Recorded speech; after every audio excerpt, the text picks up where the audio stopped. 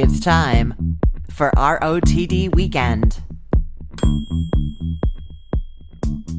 We all make mistakes, right? Well, I have made one recently as it pertains to this podcast, and you guys out there listening, you may remember that I did a survey. I told you about the survey that I was asking you to fill out, and a bunch of you did, and I really, really appreciate it.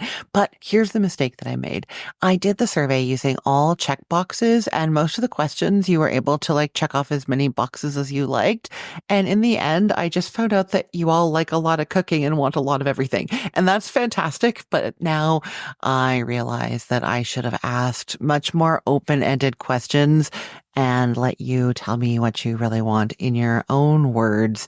And then I will get more information that will help me figure out what you all would like me to be talking about on this show and the kinds of recipes that you would like to see me doing. So if you filled out the survey already and you have the patience to do another one, I would really appreciate it. If you haven't done it yet, now is your chance. And there's an added incentive.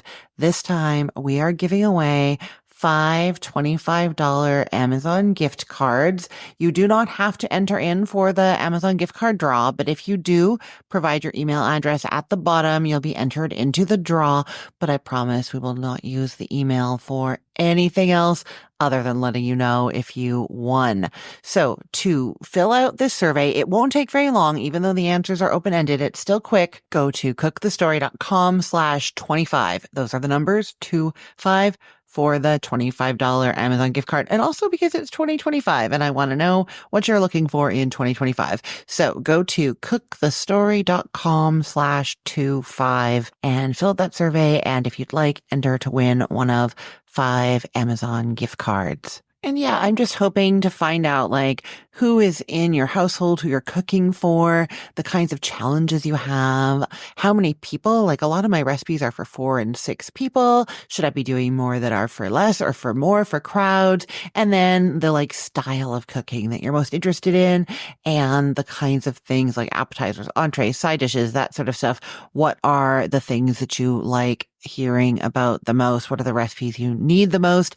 And if you answer, then I'm going to be able to give you more of exactly what you want, but they're still my recipes and my style, my spins on things. Yeah, so that's what I'm doing. Head to cookthestory.com/25. And now I'm going to tell you about our guest for today. You guys know I love talking to so many different people, especially when they are great cooks. And it will probably not surprise you that many of these great cooks are found in my own family. Today's guest is my cousin's husband, who used to be a bakery owner, very successful bakery owner in Winnipeg, Manitoba, Canada, where I'm from. He sold his bakery recently and launched a cooking website, a blog with social media and all of that. So he and I have been nerding out about the business side of things quite often.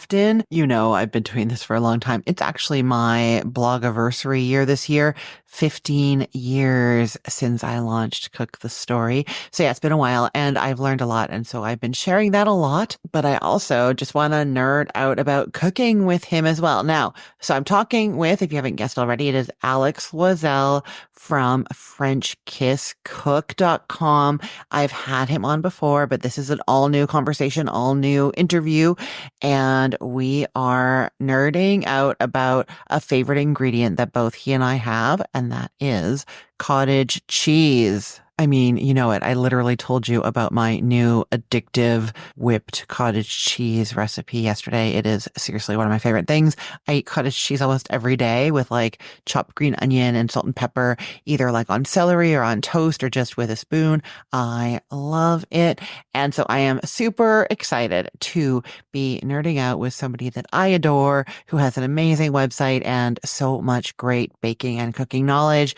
You have to listen to my conversation with Alix Loiselle from FrenchKissCook.com.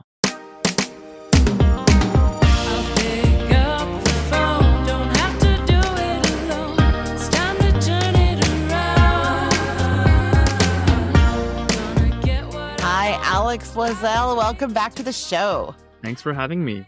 I am super excited to be talking to you. So the other day on Facebook, I'm just like scrolling along and I see you have this recipe for cottage cheese banana bread. And I'm like, what the?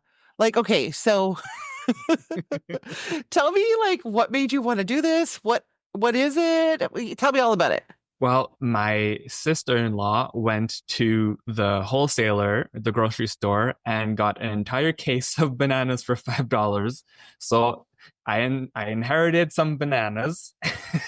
And as one does, you start looking for recipes, and the most obvious one is banana bread. And coincidentally, I've been using a lot of cottage cheese in my recipes, trying to find different ways to use it. So I was like, well, here we go. Let's make a cottage cheese banana bread and see how it turns out. So I want to know how it turned out, but I also want to know like what does that mean? Are you like pureeing the cottage cheese in there or what's happening? Yeah, so the texture and the flavor of the cottage cheese usually it adds like a lot of moisture and like a tang. And I was like, well, you know what? It can't hurt. And so what I do is I mix together like the white flour, whole wheat flour, your regular baking soda, salt, cinnamon. And then for the wet ingredients, I'll just take an immersion blender and blend the cottage cheese with the bananas and make sure that it's nice and smooth before adding all the other wet ingredients. And can you taste the cottage cheese? Like, does it? You know what? Almost not.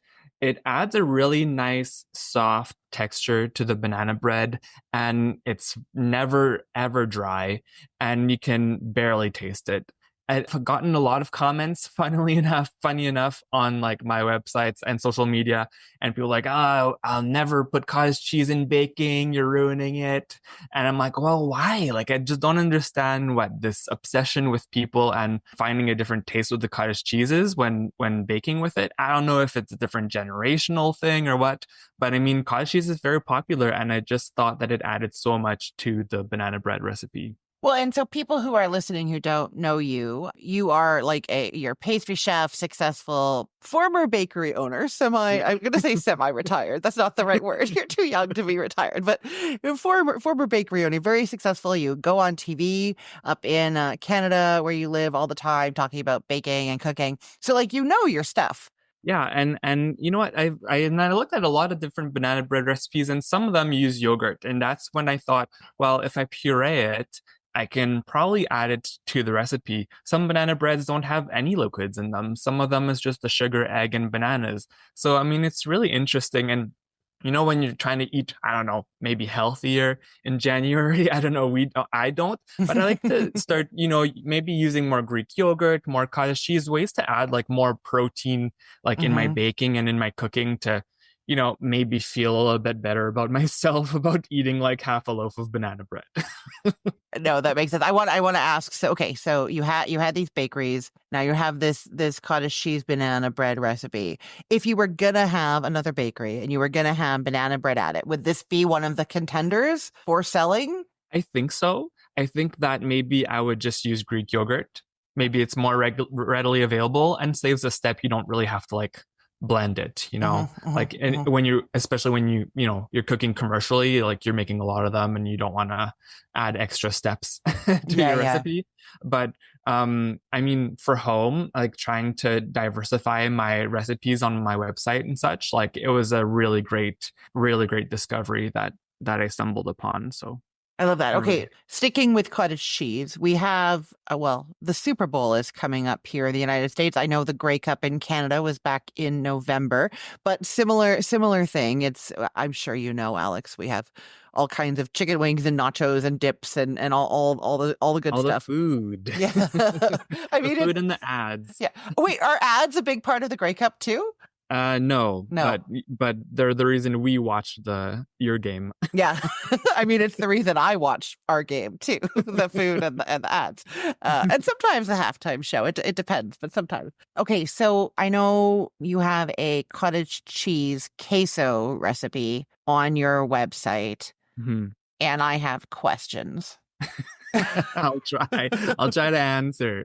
So I tried to do a cottage cheese queso that I saw on TikTok, and everybody was like ming and awing about how delicious it was, and I made it, and it curdled. So does yours curdle? And what did I do wrong, or what did you do? And that's the tricky thing with cottage cheese and when you're heating it up, right? I mean, it's not like another type of cheese that will just like melt smoothly and make everything so nice. I think it's like has to do with like the water and the fat contents of the cottage cheese. I mean, it's really nice blended and put into recipes, and as soon as you like start to heat it up, it just doesn't, it just splits, right? I think the high water content in it just starts to split whatever you're trying to blend it with, right? It's like oil and water. I mean, Yeah. it just doesn't like it at all. And I had the same issue with my cottage cheese queso. And the trick, I added grated cheddar cheese with my cottage cheese, and I was just like microwaving it like very cautiously, like Hmm. 20 25 seconds, 30 seconds at a time, and stirring to not overheat it, right? Hmm. Just Hmm. until everything just kind of just melted together. And did it curdle? Did it And it split? curdled. Oh, it did. And it started, yeah, and it started to split, right? I mean, it came out so nice. I was stirring, I was like, perfect. I put it in the bowl, and then like it started to cool, and I don't know if it was like the temperature when it hit the bowl or what, and it just started to split. And I was like, well, I can't take pictures of this. Like this is just, I mean, it tasted amazing, Hmm. but I mean, like it doesn't really look very appetizing if you want to serve it to your guests, right? Or let alone take pictures of it. So, I mean, what I did, and here's the trick, I just took my immersion blender, and as it was cooling down, now that everything's melted, I just blended it again as it was cooling. Uh, And then it kind of re-emulsified it and brought it back together as it was cooling. So then temperature wasn't like a factor anymore, uh-huh. and the mixture was smooth. Okay. Okay. Now I have to try it again. Now, okay, I'm going to tell you the other problem that I had. And I don't know why I've decided that you're a food scientist, but and a cottage cheese expert, but that is what we're doing today, Alex. So I also ran into a problem. I made this like little mixture of like chopped up tomatoes and jalapenos, like to use as a garnish. And when I put it in the middle, okay, so I didn't heat it this time because like you, I wanted to take pictures of it. And it was good. It's actually good cold. It tastes more like a taco dip than a queso, I would say, Yeah. but it's tasty. So I'm gonna take this. It's like delicious. I love it. I'm gonna put this garnish on it, which I hadn't tested. It's just for the picture. And where the garnish hit the dip, it curdled. So I'm like, ah. So do you think that your re-emulsifying would work then, I think or do so you think I? because like I did the same thing as you. Like I put a really nice garnish, like cilantro, chopped onion, like kind of like a fresh salsa kind of deal, Mhm. and I re-emulsified it, made it nice and smooth again. I just served it in like my serving dish, and then put like the salsa on it, and everything turned out great. It was So fine. Okay. Okay. So that is the key if you're going to heat your cottage cheese dip. Now you have a cottage cheese Alfredo as well. So that one heated, and does it run into the same problems? no, I did not have as many problems. So with the Alfredo sauce, what I did is I combined like the cottage cheese with the milk, Parmesan cheese, and cornstarch cold in the blender. I fried a little Mm. bit of garlic in a pan, and then to heat up the sauce, I slowly poured, the cottage cheese milk mixture into the pan, and I was whisking it as it was heating up, and the cornstarch just kept everything together. And I Mhm. think that's the key. Mhm. No, that makes sense. That would probably hold it together. That's like your extra emulsifier. I love that. That's brilliant, and that's a great idea also. Okay, I want to ask you what recipe you've brought for me today. I don't even know if it has cottage cheese in it or not. But first, as we were talking earlier before we started recording, you mentioned cottage cheese potatoes, and I did not ask you what that was. So what is cottage cheese potatoes? So my cottage cheese mashed potatoes, I'm just using it as like kind of like when you're adding butter or you're adding cream Mm-hmm. to your mashed potatoes. I just like adding cottage cheese for like extra creaminess. So Like I just added like a little bit of milk with cottage cheese, garlic powder, salt, like all my seasoning Mm-hmm. for the potatoes. And then I blended together like in a little NutriBullet. And then when I had like I used like a hand blender Mm-hmm. to mash my potatoes, and then I added butter and like the cottage cheese mixture. And it's just Oh. the fluffiest, softest, just like a nice tang to it, and just like that added boost of protein again. Like Huh. just trying to find, if I'm gonna eat a whole bowl of potatoes, so I'll pretend, Yeah. Yeah. There you go. Yeah. You can have potatoes for dinner that way, I suppose. Mhm. Okay. I love this. I love cottage cheese. I eat cottage cheese every single day, just literally from a container with a spoon. Sometimes some green onion and black pepper. Sometimes I put it on toast, but like from a spoon. I love it. So I love using it in things. Thank you for these ideas. Oh my goodness, I forgot. You also have cottage cheese waffles? I do. For Valentine's Day, I just launched and I made them with chocolate. So Mm. I made chocolate cottage cheese waffles. And like another great way to, just add that extra boost of protein in the morning.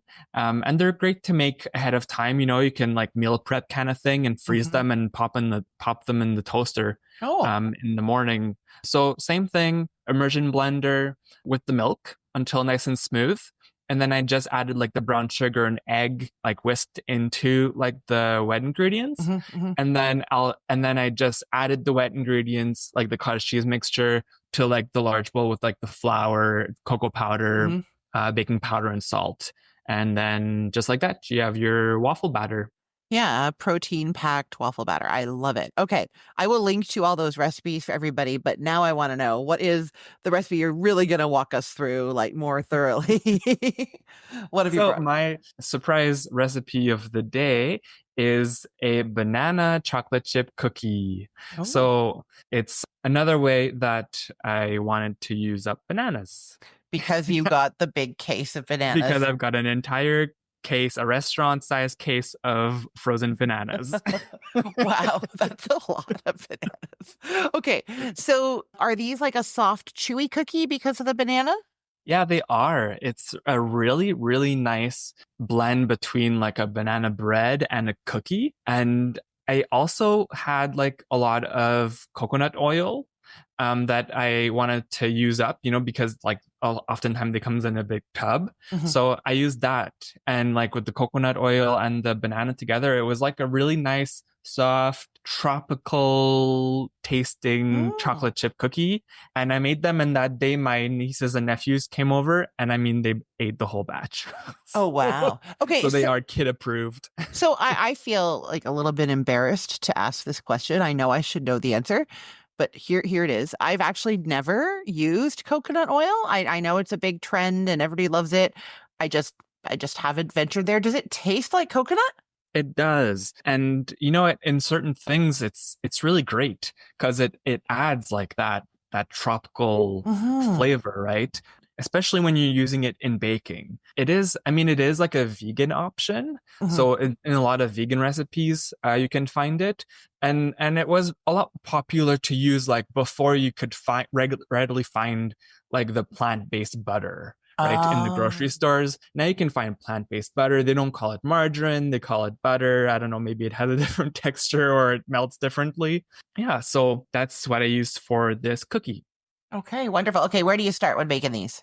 So, just like any other cookie or baking, I like to combine my dry ingredients together. Hmm. So I have 3/4 cups of all-purpose white flour, and then I also wanted to add a little bit of whole wheat flour. So I did 1/2 cup of whole wheat flour, and then for the rest of the dry ingredients, I have a teaspoon of cinnamon, 1/2 teaspoon of salt, 1/2 teaspoon of baking powder, and 1/2 teaspoon of baking soda.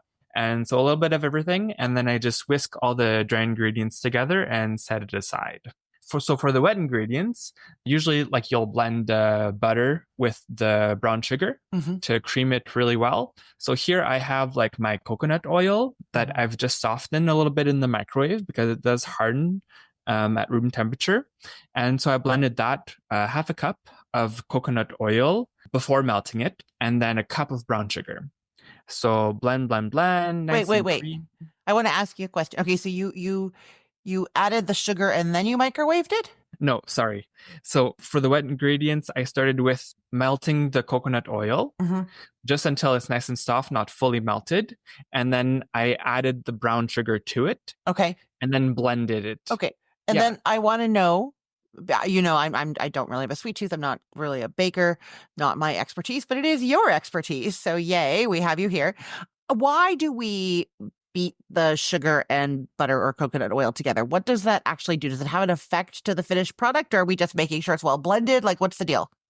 I think it's a combination of everything. Like you want to make sure that the sugar starts to break down, it's not as granulated anymore and it blends together with the fat. And I think it's the science of like emulsifying, like adding air to the mixture Oh. that will really change like the end texture of the cookie. And it definitely changes because like some cookie recipes they'll be like, oh, use soft butter, not melted butter, or use melted butter, and it'll be Oh. because of the texture. They'll like flatten out more or they won't, right? It really depends what you want for your final product. So you're saying, I think, if you used like melted butter, like liquid butter mixed with sugar, and then just like you weren't incorporating the air into it like you are here, you'd probably get like a flatter, crisper cookie Definitely. versus if you whip this up really good. And so it's like not melted, it's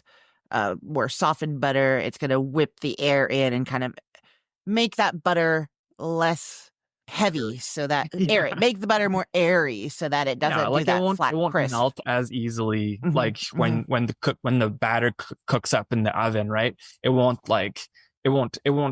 have those like properties as butter and just like melt and like spread out more, Hmm. right? It'll Hmm. be Hmm. more incorporated Yeah, into yeah, like yeah. the chemical of it all. Makes sense. Thank you.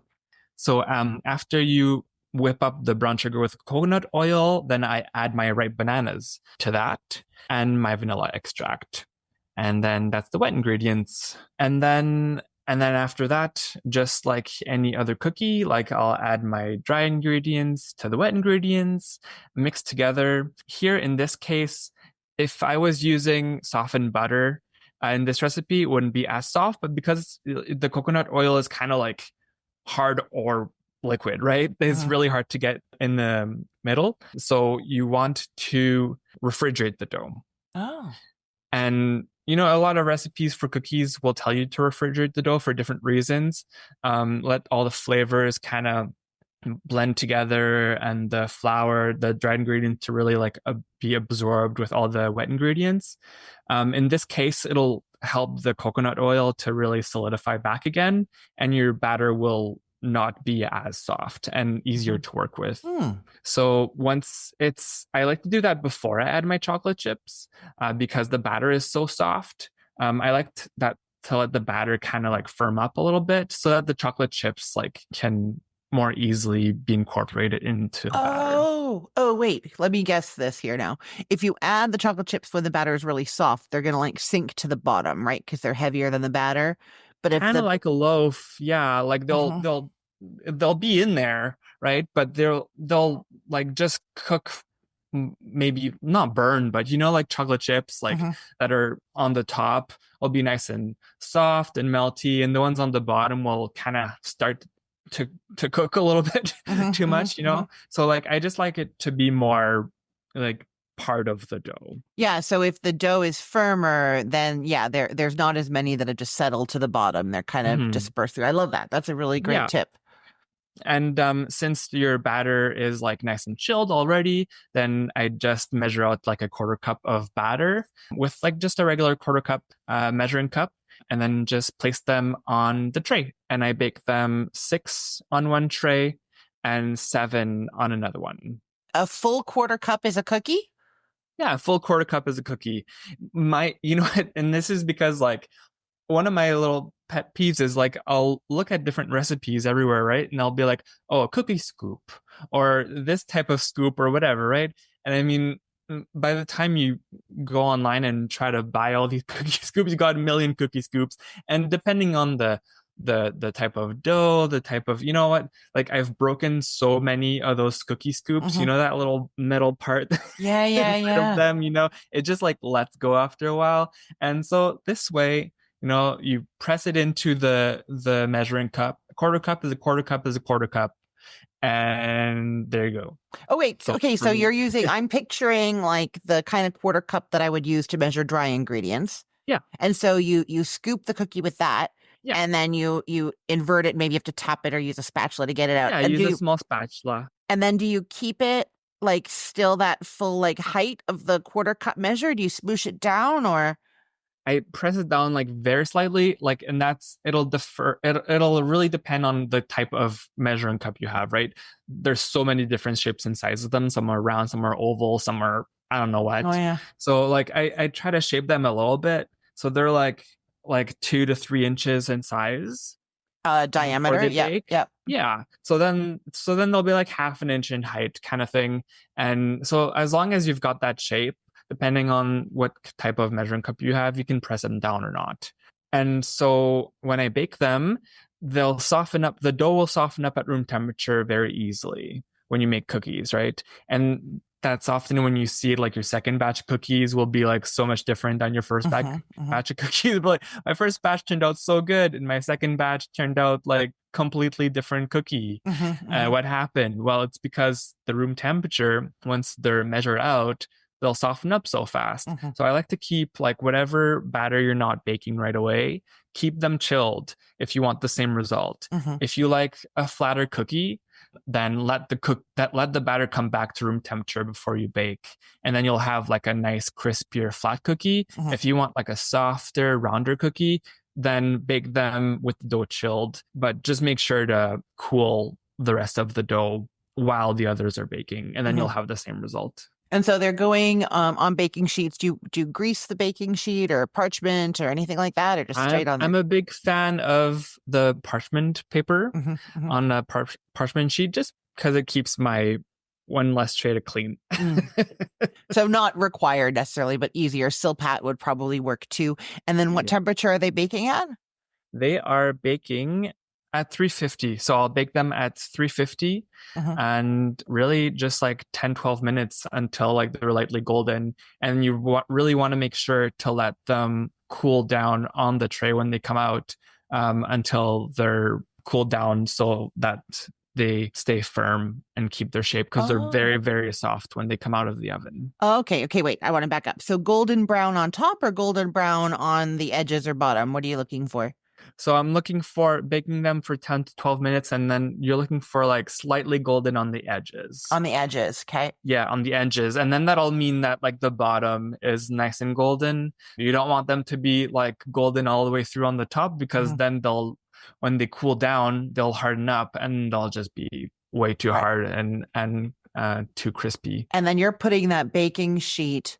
You want those cookies to cool on the baking sheet. Does it have to go on a rack or anything, or it could just go like on your counter? It's fine. Yeah, I just take the baking tray out of the oven and I place them on a cooling rack On a or rack. just on top of your oven, whichever works better for you. So that's the way like I'll use 2 baking sheets for this. Hmm. Or, you know, that's where putting the rest of the dough in the fridge comes in handy because if you only have one tray, you want to let them cool down for like at least 10 minutes until they're firm enough to Hmm. remove them. Hmm. And you can transfer them to a cooling rack maybe Hmm. if you want to reuse that tray. Hmm. And then your dough will be in the fridge and ready to go, and you just transfer them Hmm. to the baking tray again Well, for your second batch. there were so many amazing cookie tips in there. It's one of these things because I'm not a baker. When I am baking and I'm reading a recipe, I don't know which things are like really important and which things are just something that the recipe person put in there. Like,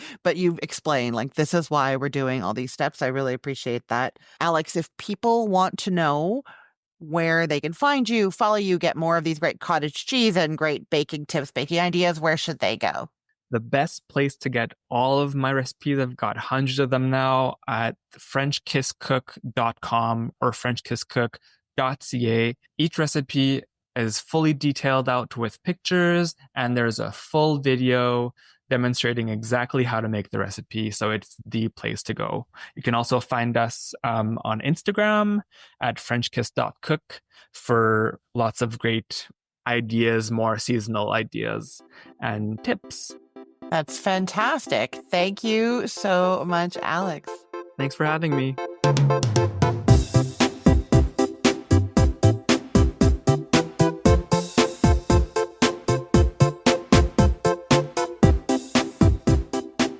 Those banana chocolate chip cookies do not contain cottage cheese, but I know you want to give them a try.